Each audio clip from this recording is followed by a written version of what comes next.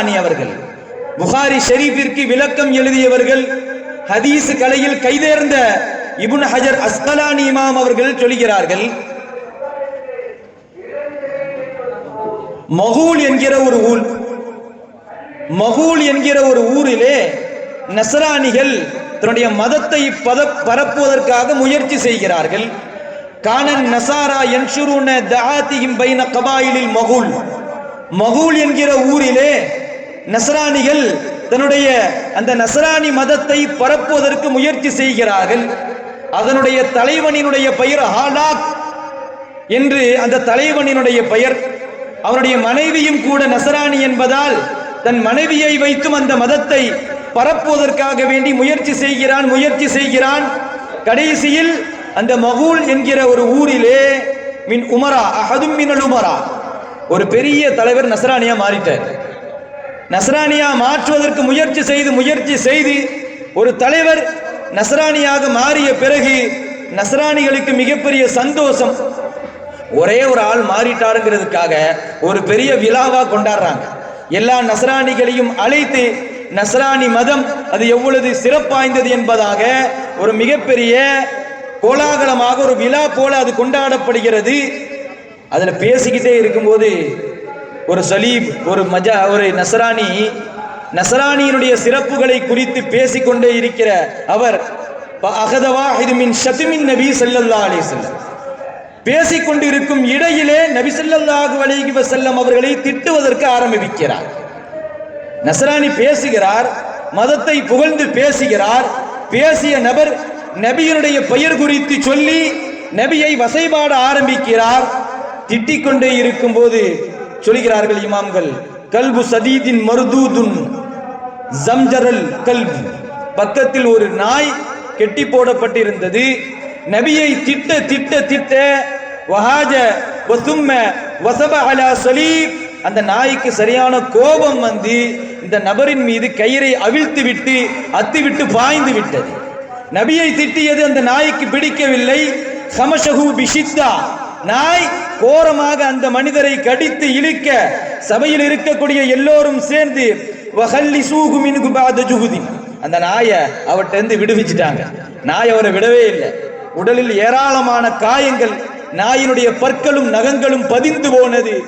நபி ஸல்லல்லாஹு அலைஹி வஸல்லம் அவர்களை திட்டியதினால் மறுபடியும் அந்த நாயை அதே இடத்துல கட்டி போட்டான். மறுபடியும் இவர் பேச ஆரம்பிச்சாரு, இந்த நஸ்ரானி பேச ஆரம்பிச்சாரு.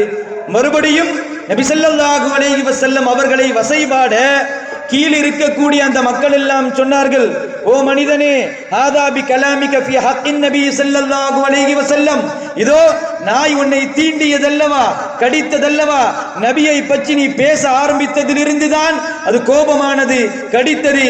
எனவே நபியை பேசுவதை தவிர்த்து விடு என்று வந்திருக்கக்கூடிய நஸ்ரானிகள் சொல்லுவார்கள்.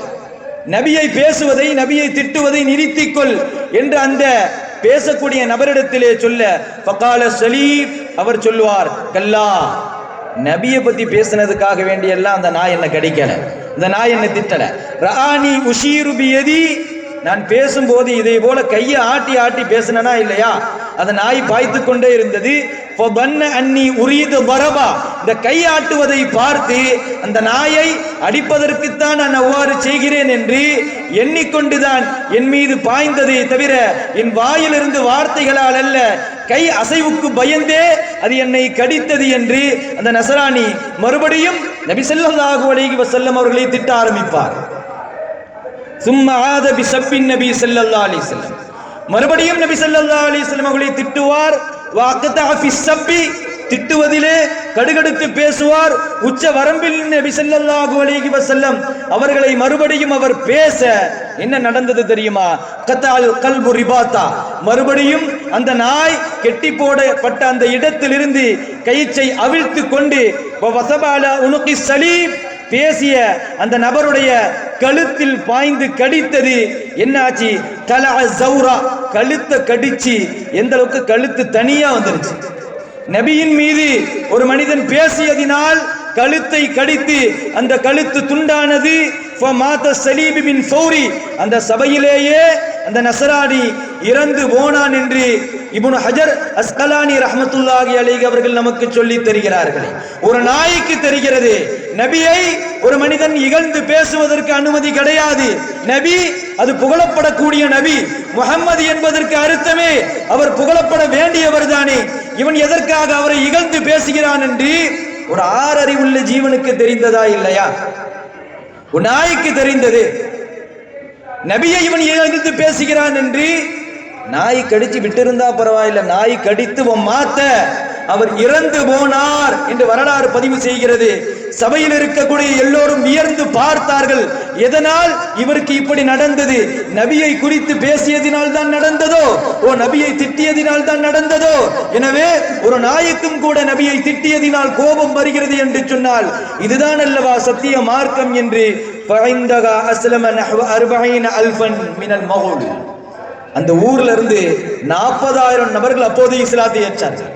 சுமார் 40,000 நபர்கள் நபியை திட்டியதினால் தான் நாய் கடித்தது, இந்த விஷயத்தை மாத்திரம் பார்த்து இஸ்லாத்தை ஏற்றார்கள் என்று சொன்னால் நாம் நபியை எந்த அளவிற்கு நாம் புரிய வேண்டும், புகழ வேண்டும் என்பதை நாம் புரிய வேண்டுமே. நபியை திட்டுனது ஒரு நாய்க்கு பிடிக்கல. அதிலிருந்து நம்ம விளங்கக்கூடிய பாடம் இதுதானே. இவர் திட்டக்கூடிய நபர் அல்ல.